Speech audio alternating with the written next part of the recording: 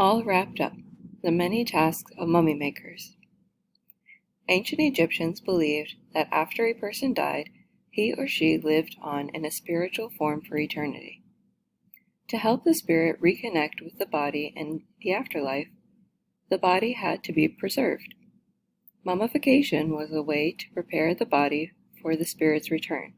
You probably know that mummies are preserved dead bodies wrapped in strips of cloth, but you might not know how much work and how many different people were involved in making mummies. The three main processes in mummifying a body were removing the internal organs, drying the body, protecting the remains. It took about 70 days to make a mummy, with many different people doing different jobs. Let's take a step-by-step look at making a mummy and find out who was involved in the work. Count the words in boldface to find out how many different jobs were involved, and remember, there were probably many more we don't know about. Step 1. Someone died. If the dead person was a pharaoh, a special burial chamber, perhaps inside a pyramid, had been built while he or she was alive. Step 2. Embalmers did the main work of making mummies. Some embalmers worked in special buildings, others worked in tents. After the washing the body, the embalmer placed it onto a wooden table. Then he made a long cut on the left side of the body, below the ribs. Through this cut he removed the liver, lungs, stomach, and intestines. These were mummified separately. He used a metal hook to pull the brain out through the nose. The heart was usually left in the body. During this process, priests chanted prayers to protect the mummy. Potters made vases called canopic jars, named after a god. The embalmer placed the mummified organs into 4 jars.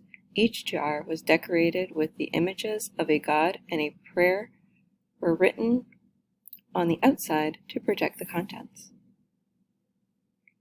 Step 3. The embalmers and their assistants covered the body with natron, a salt-like chemical collected by natron gatherers along lake shores. Natron dried the body and prevented bacteria from decaying the body. It could take as long as 40 days for the body to dry completely. Step 4. Once the body was dried, it was cleaned and coated with oils, resins, and perfumes to purify it.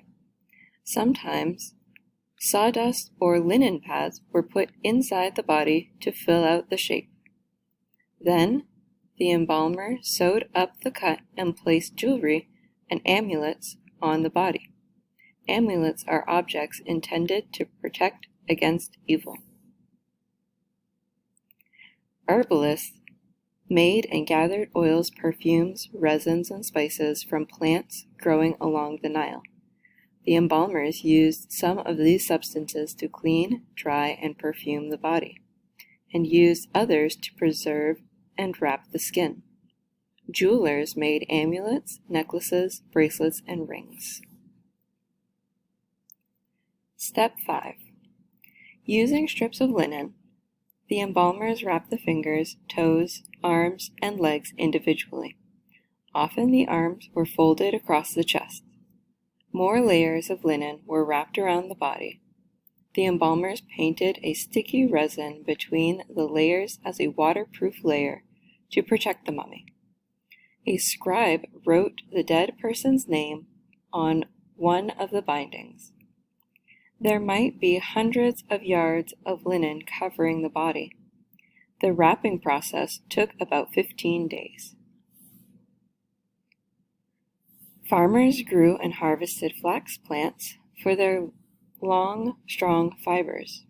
Weavers wove these fibers into linen cloth, which was made into rolls of bandages and other cloths.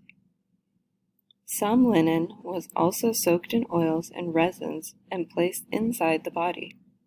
Papermakers collected wild reeds or papyrus growing along the river and made paper-like scrolls. Scribes wrote spells from the Book of the Dead onto these scrolls. Step 6. In some cases, a mask was placed over the head. If the dead person was a pharaoh, the mask might be made of gold. The mask was wrapped, then a final cloth covered the entire mummy. Artists made portrait masks and painted the coffin with images and hieroglyphics. Step 7. The mummy was placed into a coffin. Sometimes several coffins were nested inside each other, especially if the person was very important or wealthy. The scrolls were placed in the coffin with the mummy to help him or her in the afterlife. Sculptors and carpenters made coffins as well as artifacts and furniture. Step 8. The coffin was brought to the person's home. There, the funeral procession began as family and friends took the coffin to the tomb where the funeral took place. The funeral procession included family, friends, servants, and sometimes professional mourners who cried for the dead.